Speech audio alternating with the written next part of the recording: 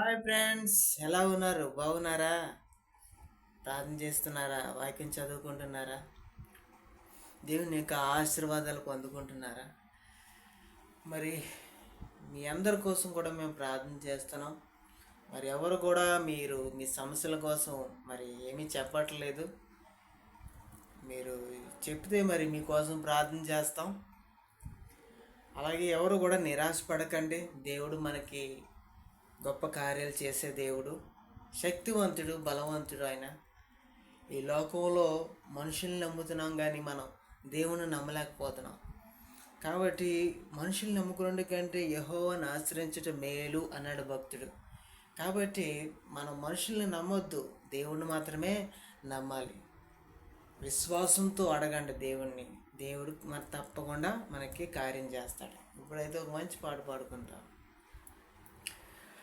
దేవా, నా హృదయముతో నిన్నే నేను కీర్తింతును.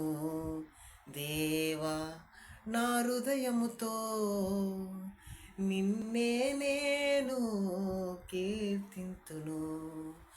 మారని ప్రేమ నీదేలే, మారని ప్రేమ నీదేలే, నిన్ను కీర్తింతును, నిన్ను కొనియాడేదన్. దేవా, నా హృదయముతో నిన్నే నేను కీర్తింతును.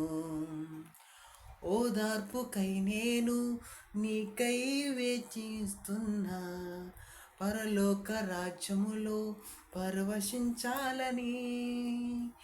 ఓదార్పుకై నేను నీకై వేచి చూస్తున్నా, పరలోక రాజ్యముకై పరవశించాలని. నీకోసమే నీకోసమే నా ఈ ఆలాపన, నీకోసమే నీకోసమే నా ఈ ఆరాధన. Thank you. ప్రైజ్ లార్డ్ అందరికీ. మరి షేర్ చేయండి, కామెంట్ చేయండి, సబ్స్క్రైబ్ చేయడం మర్చిపోకండి, లైక్ చేయండి. ప్రతి ఒక్కరు కూడా దేవుని యందు ఆనందించండి. ప్రతి ఒక్కరిని కూడా ఆయన చూస్తున్నాడు. దిగులు పడకండి, నిరాశ పడకండి. God bless you.